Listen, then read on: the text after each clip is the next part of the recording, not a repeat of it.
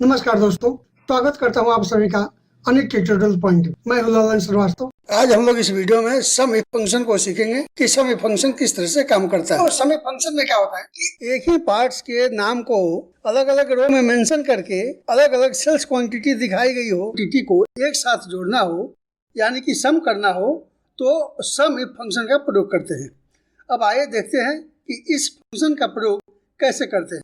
यह मदरबोर्ड है और यह मदरबोर्ड अलग अलग रो में दिया हुआ है और इसकी सेल्स क्वांटिटी भी अलग अलग है। इस तरह टोटल मदरबोर्ड के सेल्स क्वांटिटी को एक साथ जोड़ना हो तो कैसे जोड़ेंगे, आइए देखते हैं। सबसे पहले इक्वल टू का निशान देंगे, उसके बाद लिखेंगे सम इफ। यहाँ ब्लू कलर पर डबल क्लिक करके इसे एक्टिव करेंगे। इसके बाद पहला पैरामीटर रेंज है और रेंज हमारा वही है जिस कॉलम में सेल्स किए गए कंप्यूटर पार्ट्स को लिखा गया है। तो हमें अब यहाँ पर पार्ट्स ऑफ कंप्यूटर वाले कॉलम को सिलेक्ट करना है। इसे सिलेक्ट करने के बाद F4 दबा करके इसे फिक्स करेंगे और फिक्स करने के बाद कोमा का निशान देंगे।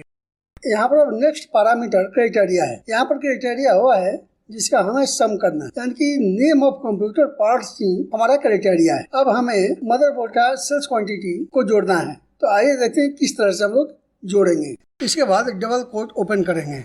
ओपन करने के बाद लिखेंगे मदरबोर्ड और मदरबोर्ड लिखने के बाद डबल कोट से क्लोज करेंगे। इसे डबल कोट से क्लोज करने के बाद कोमा का निशान देंगे। कोमा का निशान देने के बाद नेक्स्ट पैरामीटर सम रेंज है। सम रेंज वह है जिस कॉलम में सेल्स क्वांटिटी लिखी हुई है। तो यही हमारा सम। तो हम इसी रेंज सेल्स क्वांटिटी वाले कॉलम को सिलेक्ट करेंगे और सिलेक्ट करने के बाद F4 दबा करके फिक्स करेंगे।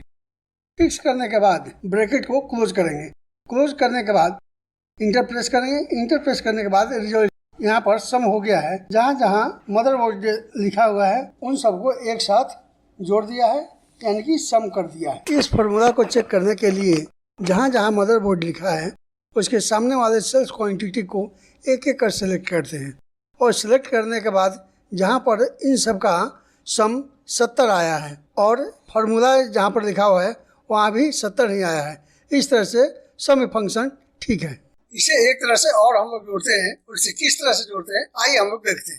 सबसे पहले इसे डिलीट करेंगे, फिर इसके बाद फार्मूला लिखेंगे। अब यहाँ पर इक्वल टू का निशान देंगे। इक्वल टू का निशान देने के बाद लिखेंगे सम इफ। सम इफ लिखने के बाद टेबल दबा करके इसे एक्टिव करेंगे। इसका पहला पैरामीटर रेंज है। रेंज वह है जिसे हमें जोड़ना है, यानी कि कोई भी पार्ट्स ऑफ कंप्यूटर कितनी सेल हुई है। अब क्या करेंगे कि पार्ट्स ऑफ कंप्यूटर वाले कॉलम को सिलेक्ट करेंगे। सिलेक्ट करने के बाद F4 दबाकर इसे फिक्स करेंगे और कोमा का निशान देंगे। कोमा का निशान देने के बाद दूसरा पैरामीटर क्राइटेरिया है। क्राइटेरिया के लिए इस सेल को सिलेक्ट करेंगे। सिलेक्ट करने के बाद अगला पैरामीटर सम रेंज है। तो सम रेंज जो है सेल क्वांटिटी। सेल क्वांटिटी जिस कॉलम में है उसको सिलेक्ट करेंगे और सिलेक्ट करने के बाद से F4 दबा करके इसे फिक्स करेंगे, ब्रैकेट को क्लोज करेंगे। क्लोज करने के बाद इंटर प्रेस करेंगे। रिजल्ट क्या है? 0। यहाँ पर 0 नहीं आएगा। 0 इसलिए आया है क्योंकि यहाँ पर किसी भी पार्ट्स ऑफ कंप्यूटर का नाम नहीं है। जैसे यहाँ पर कोई भी कंप्यूटर पार्ट्स का नाम मेंशन किया जाएगा वैसे ही उस पार्ट्स का सारा सेल्स क्वांटिटी यहाँ पर सम होकर दिखाई देने लगेगा। मान लीजिए कि यहाँ पर रैम की सेल्स क्वांटिटी जोड़नी है, तो यहाँ पर रैम को सिलेक्ट किया तो रैम की सेल्स क्वांटिटी 66 यानी कि 66 आया है, यानी कि 66 रैम यहाँ पर सेल हुई है। जहाँ जहाँ पर रैम लिखा हुआ है वहाँ वहाँ का सेल हाईलाइट हो गया है। आप चाहें तो इसे पॉज करके एक एक को सिलेक्ट करके जोड़ सकते हैं। यहाँ रैम को सिलेक्ट कीजिए तो यहाँ पर एक तीर का निशान दिखाई देगा। यहाँ क्लिक करने पर एक ड्रॉप डाउन लिस्ट खुलकर आएगा और इसमें से किसी भी कंप्यूटर पार्ट्स का नाम को आप सिलेक्ट कीजिए और सिलेक्ट करने के बाद आप उसके सेल्स क्वांटिटी को देख सकते हैं। माउस से देखिए, माउस सिलेक्ट हो गया। यहाँ पर 56 माउस सेल हुआ है। तो इस तरह से सम फंक्शन काम करता है।